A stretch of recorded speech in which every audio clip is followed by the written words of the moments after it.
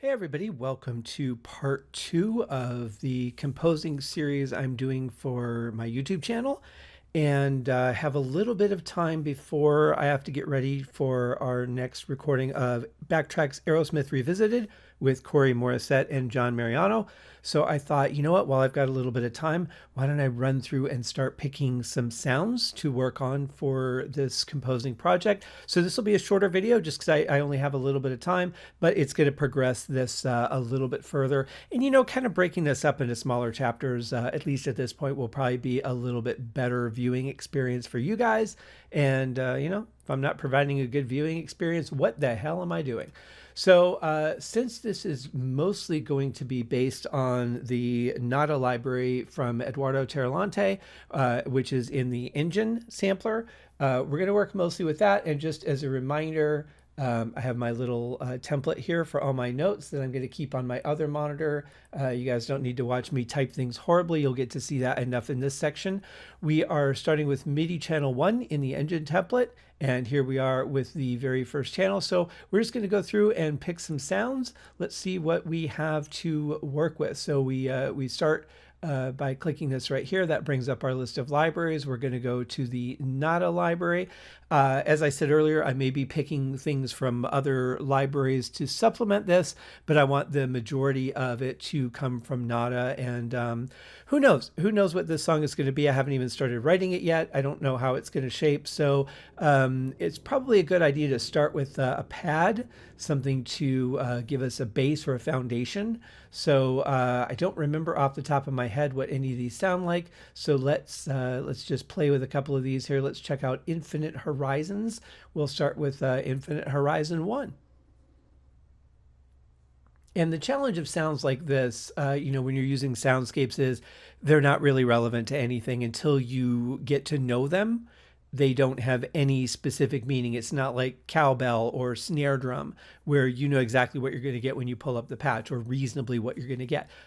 This is a cool sounding name, and we have multiple variations of it, but I have no idea based on that sound what it's going to be. And of course, you know, since this is a soundscape, there's nothing to click on to learn more about the instrument because it's not a specific instrument. So let's just run through it and see what we have.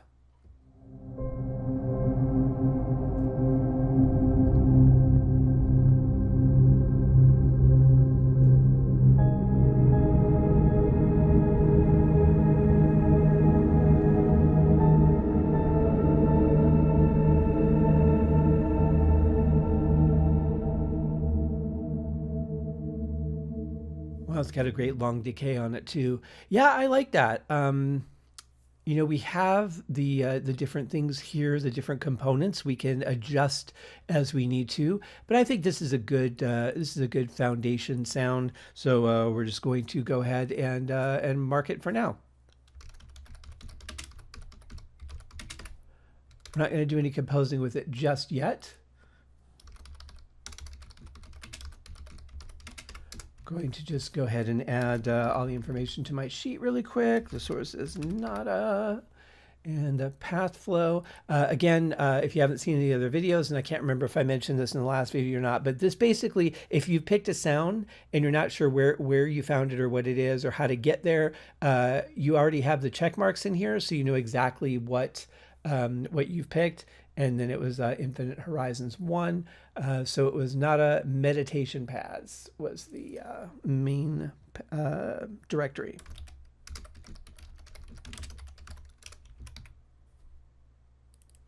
And as usual, you know, I try to type far faster than I'm actually capable.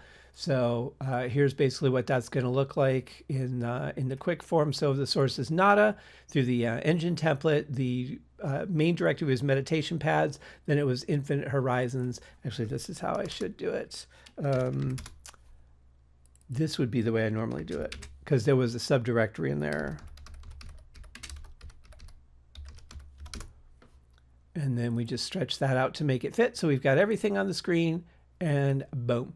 Now we haven't even picked a tempo or a key for this song because right now we're just picking sounds. So that's a good first foundational pad sound. I like that. Let's see what else we can get into. So you're going to right click, that will bring up another channel, And then you just do the same thing. Let's find a maybe a variation of that. Let's see what other infinite horizons we are. Let's go to the bottom and see how different this one might sound. So now we're on channel 2, and we have channel 2 here. So we're going to hear a different infinite pads or infinite horizon.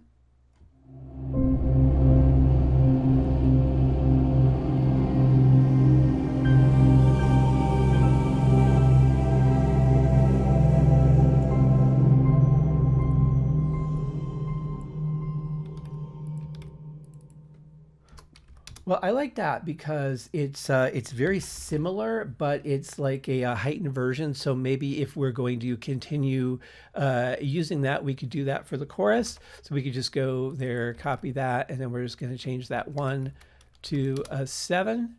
And over here, a lot of times I'll just put pad because I won't necessarily remember what infinite horizons is or what the difference is between this or that. So I might just put like pad 1 light, pad 1 heavy kind of thing to make it simple. In fact, why don't I just do that? Well, none of that is helping at all. There we go. So we'll do pad 1 light, pad 1 heavy, because it's basically, even though it's a different number, it's basically the same sound with a variation on it. So let's see if we can find a third foundational sound here before we move forward.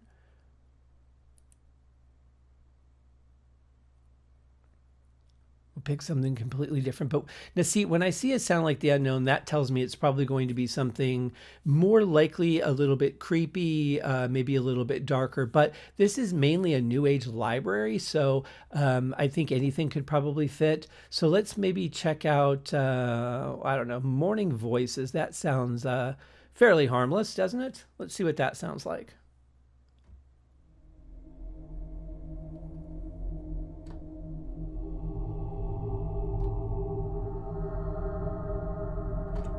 That might be a little bit too similar. So if we want to change that, we could do a couple things. One, if we didn't need that anymore at all, we could just clear it. Just say, are you sure? It'll clear it out entirely. But really, you could just go in and pick a different sound. So let's go to stillness. Stillness sounds nice. Sounds very calm and tranquil, right? Stillness, sure.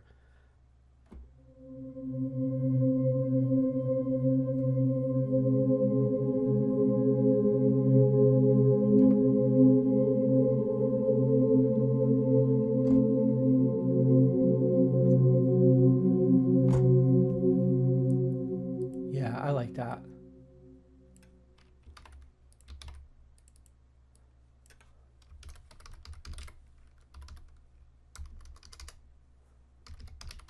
I always feel so much pressure that I have to really type fast when I'm doing these videos, and I don't. Okay, so that is going to be our alternate foundation sounds. So we'll go ahead and put pad 2. All right, so now we have like just something to lay a base with, and that will give us the opportunity to decide what we want to pile on top of it. But sometimes those sounds that we pile on top will shape how we write the foundation. So it might be a good idea to pick 1 or 2 of the more lead sounds now and give us a little bit of something to work with, and then we can go from there. But first, I want to save this really quick, because that's my thing that I do. I save everything, right? Often, because I hate having to recreate things. It's great because I have that spreadsheet. If I needed to recreate things, I could, but I don't want to have to. That's the whole thing. So now we're going to look for instruments. Okay, so we've got some more pads here. Electronic. We have a theremin, percussion, pianos, strings, and winds. I do love the duduk. That is one that I absolutely love. But you know what? Maybe.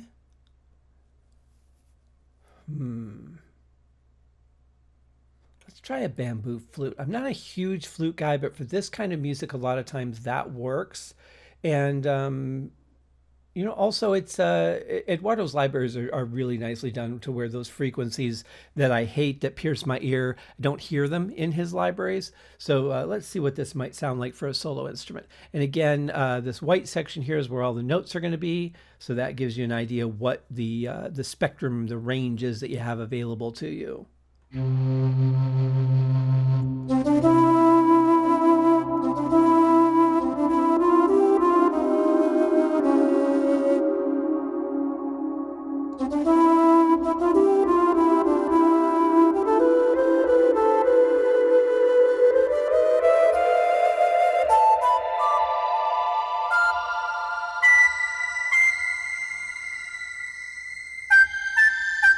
Yeah, those are the frequencies that kind of drive me a little bit nuts.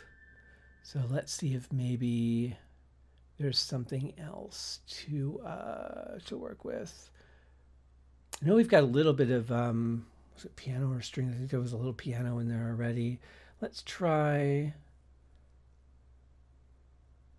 Oh, let's try a harp. A harp might be nice. And again, you can tell when it changes over the sound because it changes the name right here. Still, God, I love this interface so much. It's so beautiful. It really makes me wish that my screen was scratch and sniff because I'm sure that would be like this just lovely, sweet smelling flower. Getting off topic here. Let's see what the harp sounds like.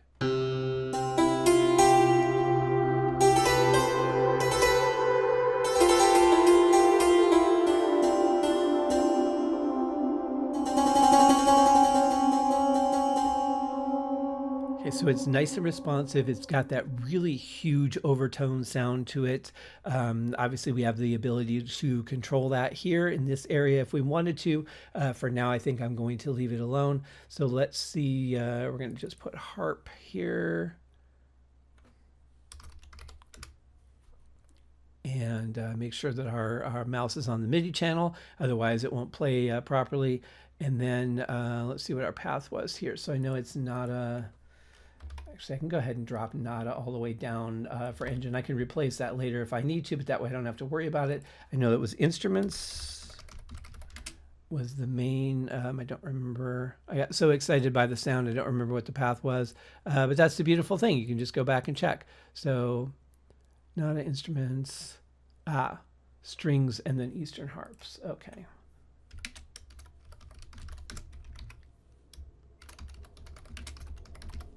So I think this will work really nicely over that gentle foundation that we've laid there. But maybe we're going to want, I don't know, maybe we're going to want a couple of different solo type instruments. Let's see.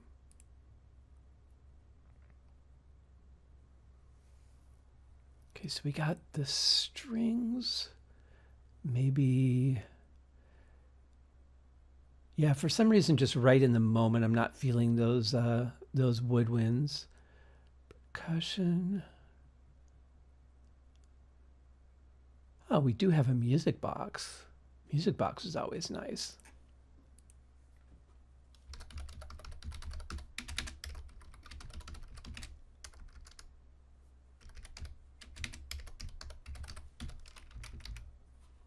Let's see what we've got here.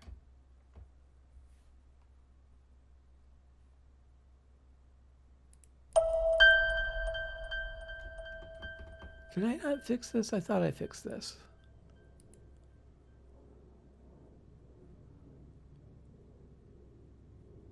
Huh. I didn't. Okay, so engine. And it's engine 5. Okay, that worked out. Let's see now. There we go.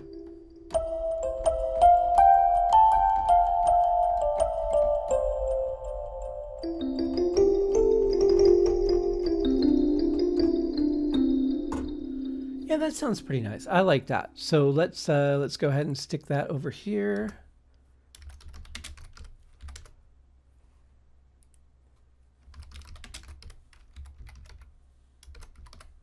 And maybe one more percussion instrument I think could be fun. Instruments, percussion, pitched, and I don't know what a balafon is. Let's check that out. Oh, balafon fantasy. Fantasy is always a good word to have, right? So let's see what this one would be like.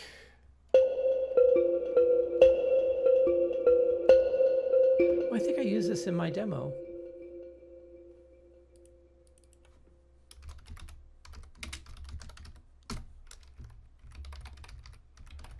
The nice thing about selecting an instrument from the same path is that when it comes to the spreadsheet, I can just copy down because it comes from the same directory. So I can just copy and paste that instead of typing all that stuff again. And I'm a fan of, minimizing that effort as much as possible. Okay, so we've got a good start. I think we've got some good instruments picked. And I'm just wondering if we should try to add one more thing in there, maybe a voice. That might be a good idea. Let's see.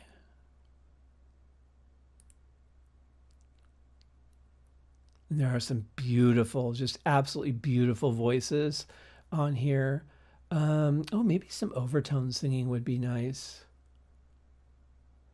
Overtone singing cavity. See what that's all about. Oh, you know what I didn't do?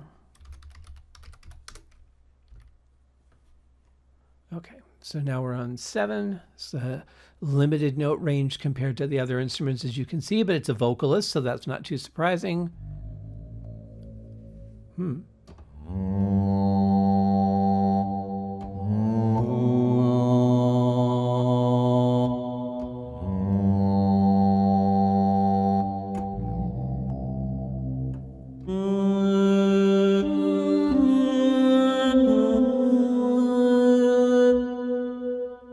Well, I'm not sure that's exactly going to fit the piece, but we'll see. We can always switch it out if it doesn't.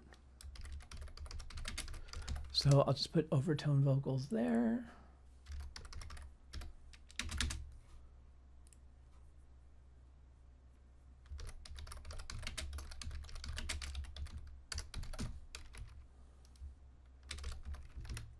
Okay, what was my path here? Voices, real voices, overtone singing.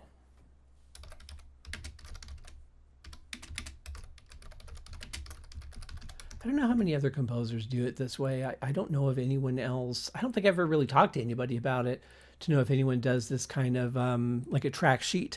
I talked about it in my book, Becoming an Indie Film Composer. It's something I started doing from the beginning. I'm kind of an archivist, though. I like to take notes and save them in case I ever need to refer back. In fact, I was just working on 2 new books to publish.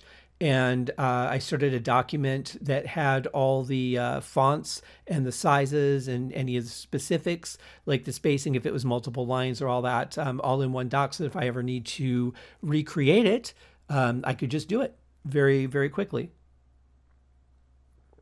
So again, here's our path. And then the name of the sound. So I think this is kind of a good start. I think this is good for today. Or for this video, I should say. I don't know exactly how I'm going to release these, if I'm going to do one a day or just release the whole thing and let people watch it as they want. I don't know. I'll figure all that out later. Right now we have a song to write, but we've got, we've got 7 different sounds to work with off the bat. We can always add to these as we go and or remove or change. That's the nice thing. It's very easy to change sounds in any of these. Not as probably the easiest because you can do it on the same line without having to affect anything else. You could do it fairly efficiently in Contact and in Play, but things kind of move around a bit. Like Play, everything just goes out of order, which I don't like. And then Native Instruments, Contact is pretty easy, but this is nice because everything's already in order by MIDI channel. And if you want to change the sound, you just change the sound and it doesn't affect anything else, which is really, really nice. I do wish I could collapse these though and see, more of these on the screen at one time. But I don't think there's a way to do that. But it is nice to have that beautiful, representation of the Nada logo. So I think that's going to do it for today. We're coming in at just under 20 minutes. That's a pretty good patch selecting session. I like that. So we'll see you in the next video. When it will be, I have no idea, but I think in the next one, we'll probably start laying that foundation and just seeing where the song goes. We may rearrange some of these patches. I don't know. But again, always make sure that you save what you're doing right now. Since we haven't actually written anything, we don't need to save the MIDI file. We're just saving the main cakewalk template of the song. I think there's an autosave function on here, but whatever. It might not have caught the last changes that we made. So I always like to go ahead and do those manually. But anyway, enjoy. I hope you guys are having a great day, and we'll see you in the next video.